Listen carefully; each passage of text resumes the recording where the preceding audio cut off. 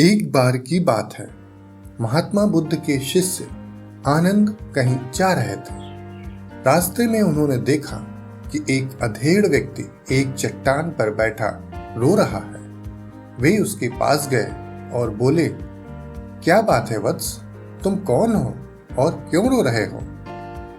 आनंद की बात सुनकर उस व्यक्ति की सिसकियां थम गईं। वह अपने आंसू पोंछता हुआ बोला, मैं पास के गांव का रहने वाला एक बदनसीब व्यापारी हूँ। मैं जो भी काम करता हूँ वह बिगड़ जाता है। व्यापार के चक्कर में मैंने अपनी पत्नी के गहने गंवा दिए। मैंने अपने परिवार को भी खो दिया। यहाँ तक कि मेरा घर भी गिरवी पड़ा है। मुझे तो लगता है कि मैं किसी काम का नहीं हूँ। मेरी किस्मत ही खराब है। उसकी बात सुनकर आनंद बोले, तुमसे किसने कहा वत्स कि तुम्हारी किस्मत खराब है?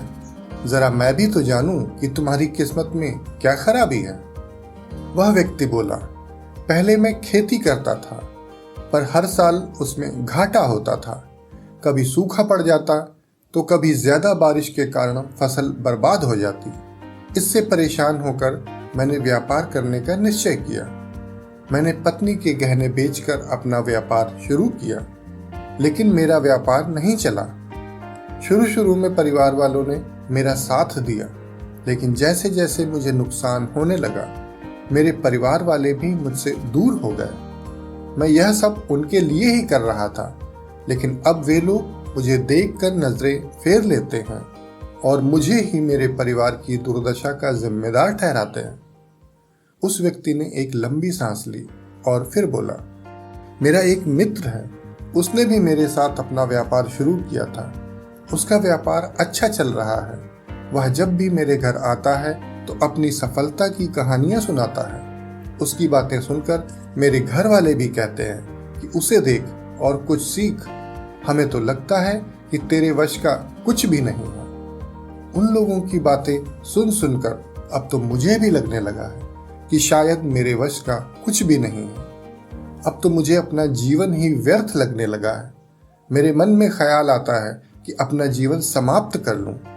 मैं यहाँ आया भी इसी इरादे से था, लेकिन हिम्मत नहीं कर पाया। इसीलिए यहाँ एकांत में बैठा विलाप कर रहा था। आनंद बोले, ओह, तो ये बात है। वैसे क्या तुम इसके अलावा कुछ और भी कहना चाहते हो? उनकी बात सुनकर वह व्यक्ति बोला, एक ओर मेरा हर काम खराब हो जाता है, दूसरी ओर मेरा मित्र है जो हर समय मुझे नीचा दिखाने का प्रयत्न करता है।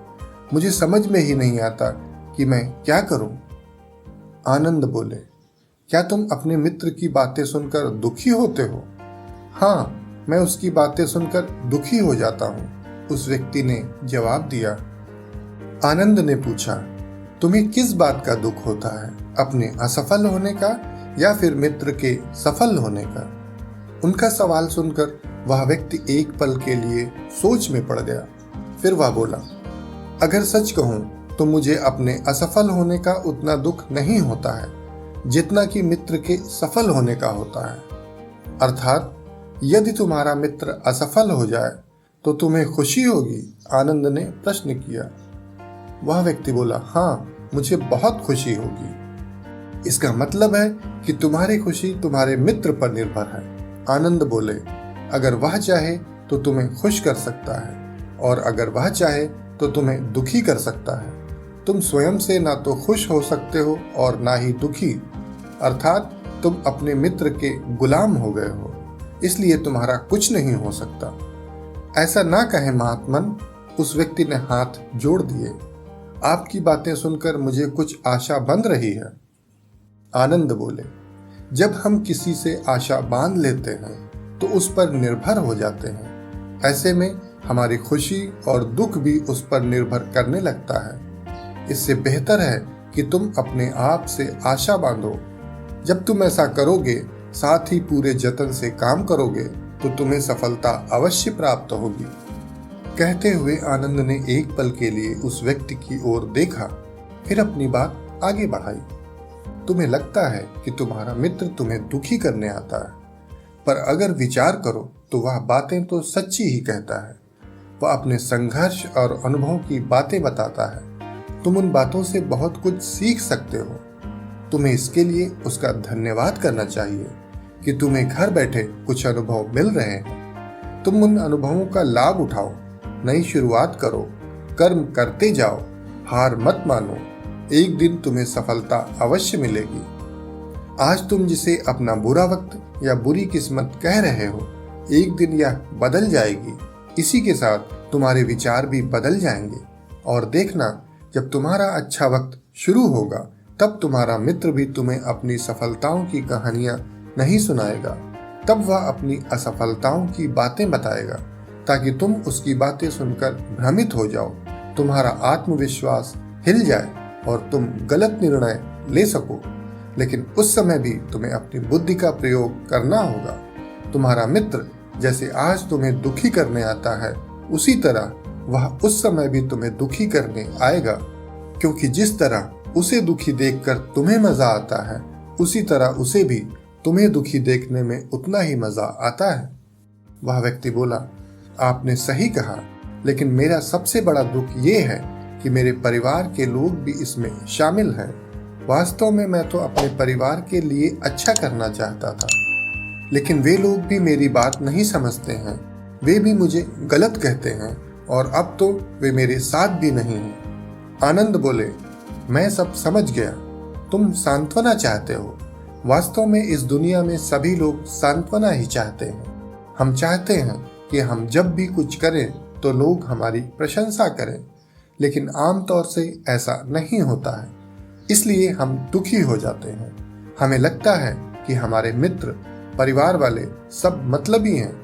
लेकिन तुम अगर किसी को अपना परिवार मानते हो और उसके लिए कुछ करना भी चाहते हो, तो तुम्हें ऐसा क्यों लगता है कि तुम दूसरों के लिए कुछ कर रहे हो? वास्तव में तुम अपनी खुशी के लिए कर रहे हो। इसलिए परिवार के लिए कुछ करना अपने लिए ही करना होता है। लेकिन अगर ऐसा करते समय तुम्हें लगता है कि तुम दूसरों के लिए कर रहे हो, तो तुम दुखी रहोगे। और अगर तुम्हें लगता है कि तुम अपने परिवार के लिए कर रहे हो, अपने लिए कर रहे हो, तो तुम खुश रहोगे। क्योंकि जब तुम अपने लिए अच्छा करते हो या करना चाहते हो, तब तुम्हें सांत्वना की जरूरत नहीं पड़ती है। आनंद की बातें सुनकर उस व्यक्ति के चेहरे के भाव बदल गए। वह बोला, आप सही कह रहे हैं। मैं समझ गया हूँ। अब तक मेरी किस्मत खराब इसलिए थी क्योंकि वह दूसरों के हाथ में थी। अब मैं अपनी किस्मत को अपने हाथ में रखूंगा।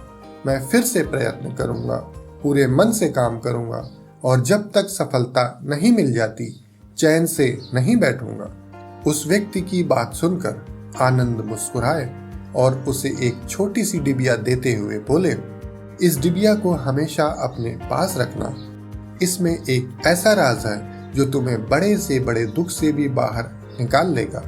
लेकिन इसे तभी खोलना जब तुम्हारे जीवन में कोई रास्ता ना सुझाई दे, तुम्हें लगे कि यह सब व्यर्थ है, यह दुनिया व्यर्थ है और यहाँ रहना भी व्यर्थ है। उस व्यक्ति ने आनंद को धन्यवाद दिया और डिबिया को लेकर अपने घर चला गया। उसने नए उत्साह के साथ फिर से अपना व्यापार आरंभ किया। उसका व्यापार चल निकला। अपनी मेहनत और लगन के बल पर वह एक बड़ा व्यापारी बन गया। परिवार वाले भी उसके साथ आ गए और उसका जीवन हंसी खुशी बीतने लगा। अब वह भूतकाल का रोना छोड़ चुका था। वह भविष्य की भी चिंता नहीं करता था, बस अपने वर्तमान को संवारने में लगा रहता था। और जो कुछ भी वह करता था, वह अपने लिए करता था, अपनों के लिए करता था। इसलिए वह प्रसन्न था। उसके जीवन में अब कोई दुख नहीं था। लेकिन वक्त हमेशा एक जैसा नहीं रहता है, वह बदलता रहता है।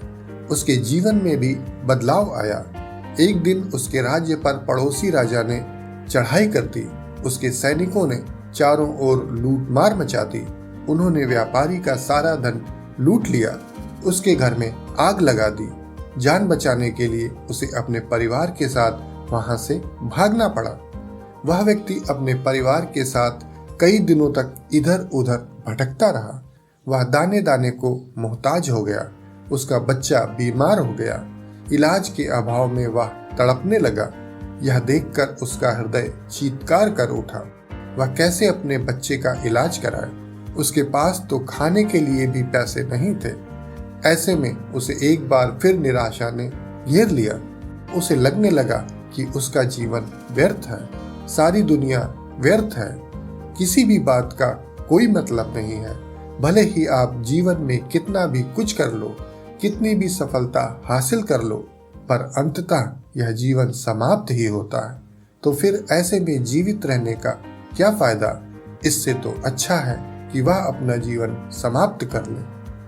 लेकिन तभी उसके दिमाग में आनंद की दी हुई डिबिया कौंध उठी। उसने उत्सुकता के साथ उसे खोला। डिबिया के भीतर एक पर्ची रखी हुई थी। पर्ची पर कुछ लिखा हुआ था। उसे पढ़कर उसकी आंखों के आगे छाया निराशा का अंधेरा छट गया और वह मुस्कुरा पड़ा। पर्ची पर लिखा हुआ था, यह समय भी बीत जाएगा। उसने डिबिया को अपनी मुट्ठी में भींच लिया और एक नई शुरुआत के लिए उठ खड़ा हुआ। दोस्तों, अगर आप भी ऐसी ही परिस्थिति से गुजर रहे हैं तो निराश ना हो। अपने अतीत पर शोक मत करें, ना ही भविष्य की चिंता करें। अपने वर्तमान को जिएं और उसे बेहतर बनाने के लिए सच्चे मन से प्रयत्न करें। यकीन जानें, जल्दी ही आपकी किस्मत भी बदल जाएगी।